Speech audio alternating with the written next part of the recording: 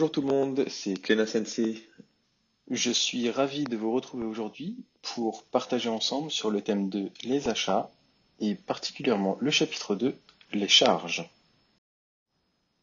Pour commencer ce chapitre, un peu de vocabulaire et de terminologie.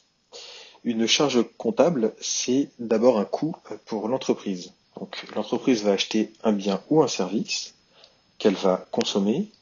Ce bien ou ce service consommé est nécessaire et dans l'intérêt de l'activité de l'entreprise. L'intérêt de l'entreprise, c'est de maximiser les profits et donc, pour ce faire, soit on va chercher à réduire les charges au maximum ou soit optimiser les produits au maximum. L'entreprise va chercher à couper certains coûts qui ne sont pas essentiels à l'activité. Nous le voyons en image ici sur une balance où les charges n-1 sont supérieures aux charges n. L'entreprise va chercher également à négocier les coûts auprès de ses fournisseurs. J'avais des coûts qui étaient symbolisés par le cercle avec la croix plutôt épais. Aujourd'hui, le cercle et la croix sont plutôt faibles. Cela dans le but d'augmenter les bénéfices. Il existe différents types de charges. Toutes les charges sont répertoriées dans le plan comptable général qui les classifie en fonction de leur nature. Les charges sont saisies dans le compte de classe 6. Nous commencerons d'abord par les charges d'exploitation. La racine 60 regroupe les achats de consommables. Nous allons retrouver dedans par exemple l'achat d'énergie, d'électricité, d'eau, également les achats de matières premières et les achats de marchandises. La deuxième racine sera la racine 61, les services extérieurs, qui va regrouper les loyers, les entretiens et maintenances, par exemple. La troisième racine sera la racine 62, donc qui regroupe les autres services extérieurs. Nous y retrouverons les services bancaires, par exemple, les professions libérales, à savoir avocats, experts comptables. La racine 63, quant à elle, regroupera l'impôt et les taxes.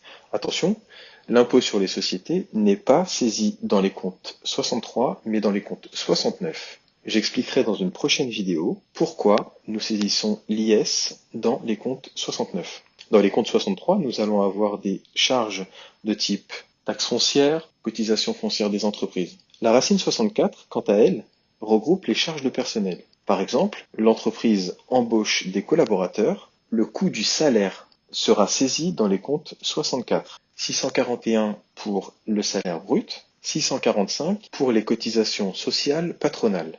La racine 65, quant à elle, regroupe les charges de gestion courante. La racine 681 est relative aux dotations aux amortissements et aux provisions.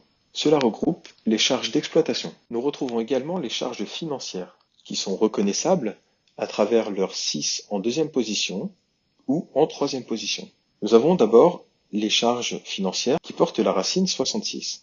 Toutes les charges liées aux emprunts contractés seront saisies dans la racine 66. La racine 686, quant à elle, est une provision pour dotation financière.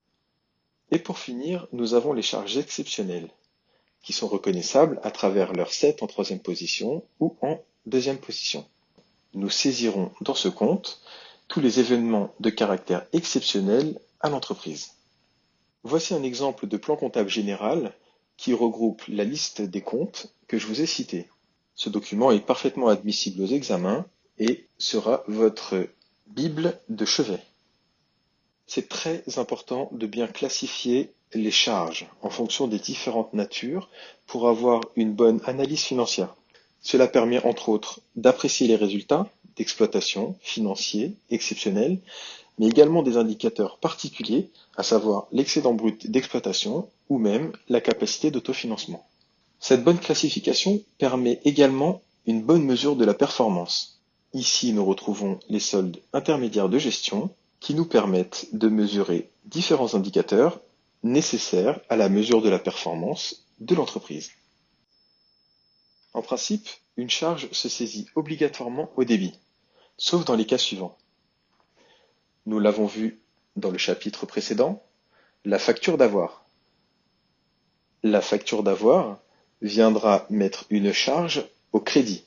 Le compte de charge peut être au crédit si j'utilise un 9 en troisième position. On appelle ça le compte miroir.